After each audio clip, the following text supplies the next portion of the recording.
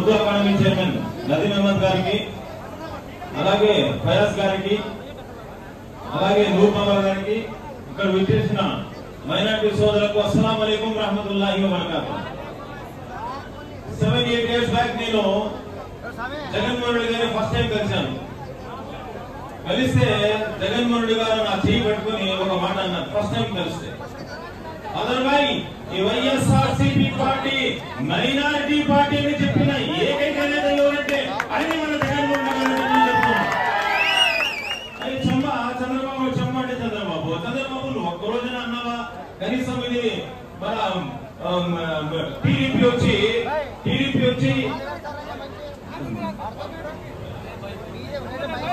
చంద్రబాబు నాయుడు కనీసం ఒక్క రోజున అన్నావా నువ్వు బీసీ పార్టీ అని, ఎస్సీ పార్టీ అని, మైనారిటీ పార్టీ అని? ఎందుకంటే చంప ఒక్క మాట కూడా అన్నాడు.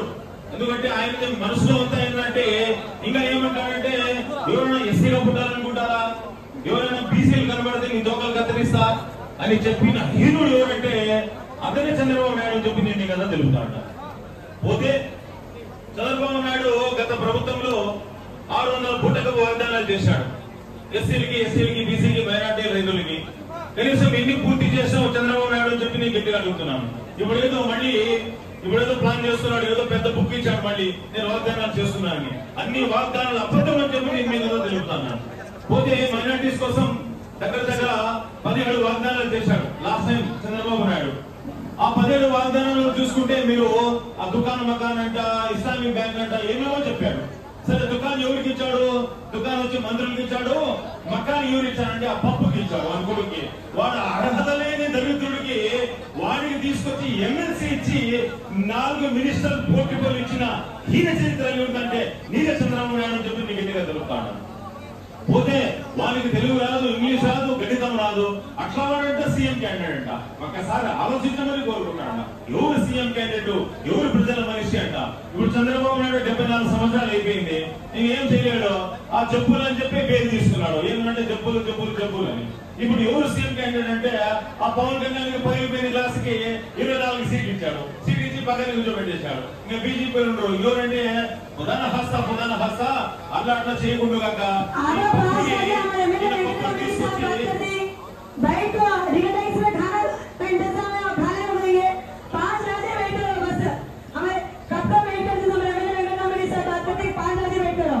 కాబట్టి ముఖ్యంగా ఇట్లా వాణ్ణి సీఎం క్యాండిడేట్ చెప్పుకోవడానికి చంద్రబాబు సిగ్గుపడాలని చెప్పి నేను కోరుకుంటాను. పోతే మా జగన్మోహన్ రెడ్డి గారు 2019లో 5 ప్రామిస్ చేశారు మైనార్టీకి.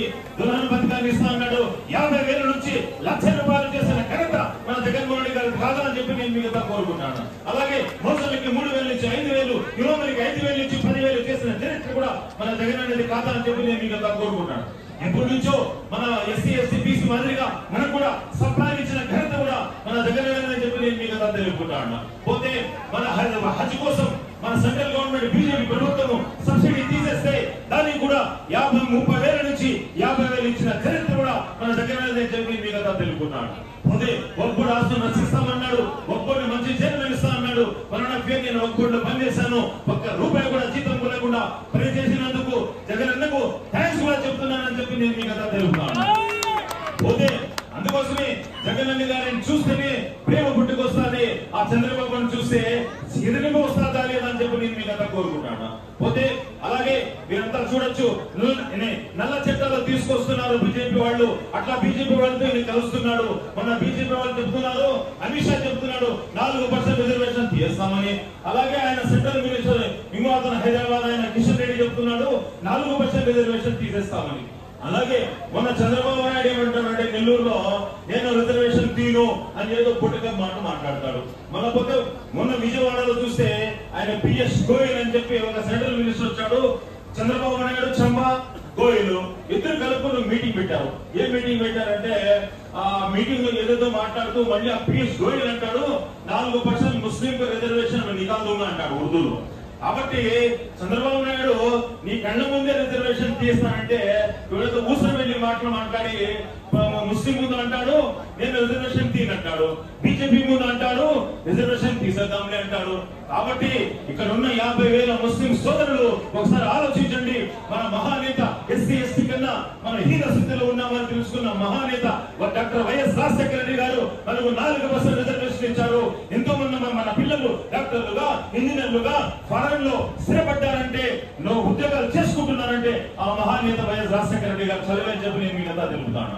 కాబట్టి ఈ 4% రిజర్వేషన్ తీసేస్తే ఎంతో మంది మన ముస్లిం సోదరులు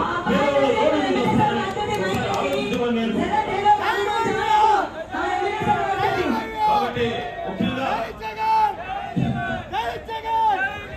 ఇప్పుడు ఏంటంటే మన ఎన్సీఆర్ ఎన్పిఆర్ అని మన కామన్ సివిల్ కోడ్ అని ఆ నల్ల చట్టాలు తీసుకొచ్చి ముస్లిం మీద రుద్దడానికి బీజేపీ ప్రయత్నిస్తూ ఉంది. దాన్ని కూడా మన జగనన్న ఆల్రెడీ అసెంబ్లీలో బిల్లు పాస్ చేసి అసెంబ్లీలో పెట్టి దాన్ని ఆ సెంట్రల్ గవర్నమెంట్ కి పంపించిన ఘనత కూడా మన జగన్ చెప్పి నేను మీకు తెలుపుతాను. ఇంకోటమ్మా ఇప్పుడు 2014లో జగన్ మన చంద్రబాబు నాయుడు 4.5 సంవత్సరాలు ఏ మంత్రికి ఇవ్వలేదు. ఒకసారి ఆలోచించండి. మేము ముస్లింస్ వచ్చి అంటరాని వాళ్ళమా అంటే 4.5 సంవత్సరాలు మాకు మినిస్టర్ ఇవ్వకుండా 4.5 సంవత్సరాల తర్వాత బీజేపీతో కొట్లాడి ఒక మంత్రి ఇచ్చినారు. కానీ జగన్మోహన్ రెడ్డి గారు సీఎం తర్వాత చూస్తే డిప్యూటీ సీఎం గా సీఎం అయిన వెంటనే మన డిప్యూటీ సీఎం ఇచ్చాడు. 4 ఎమ్మెల్యేలుగా 4 ఎమ్మెల్సీలుగా మనం చూస్తే 11 స్టేట్ చైర్మన్లుగా అందులో 4 క్యాబినెట్ ర్యాంకులుగా మనం చూస్తే మేయర్లు డిప్యూటీ మేయర్లు సర్పంచులు డిప్యూటీ సర్పంచులు అదే చూసుకుంటే ఎన్నో వేలాది పోస్టులు మైనారిటీస్ కి ఇచ్చిన చరిత్ర కూడా మన జగన్ అనేదే. కాబట్టి ఇప్పుడు సమయం తక్కువ ఉంది కాబట్టి ముఖ్యంగా మైనారిటీ సోదరులంతా ఆలోచించండి. డెఫినెట్ గా ఈసారి మన జగన్ గెలిపిస్తున్నాం. మన జగన్ మీద ఇంకో చిన్న మాట 1 నిమిషం మాట్లాడి ముగిస్తాను.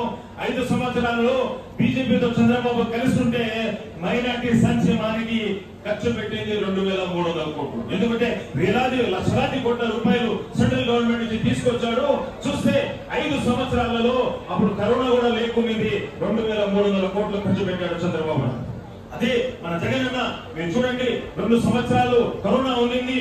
ఇండియా కాదు వరల్డ్ లో కూడా ఎక్కడ సంక్షేమ ఫలితాలు అందలేదు. కానీ మన జగన్ అన్న ఏం చేశారంటే మైనారిటీస్ కోసం డైరెక్ట్ గా 17,700 కోట్ల రూపాయలు డైరెక్ట్ గా వేస్తే ఇండైరెక్ట్ గా 7,350 కోట్లు మొత్తం తీసుకుంటే 21,000 కోట్ల రూపాయలు 5 సంవత్సరాల్లో మైనారిటీస్ కి ఖర్చు పెట్టింది అంటే ఆయనే జగన్ అన్న అని చెప్పి నేను మీకు తెలుపుకుంటాను. కాబట్టి ఒకసారి ఆలోచించమని కోరుకుంటూ ఈ అవకాశం ఇచ్చిన అందరికీ ధన్యవాదాలు చెప్పుకుని శుక్రియా. 2 ఓట్లు ఉన్నాయి. 1 ఓటు ఫ్యాన్ కి ఎమ్మెల్యేగా, 1 ఓటు ఫ్యాన్ కి ఎంపీ.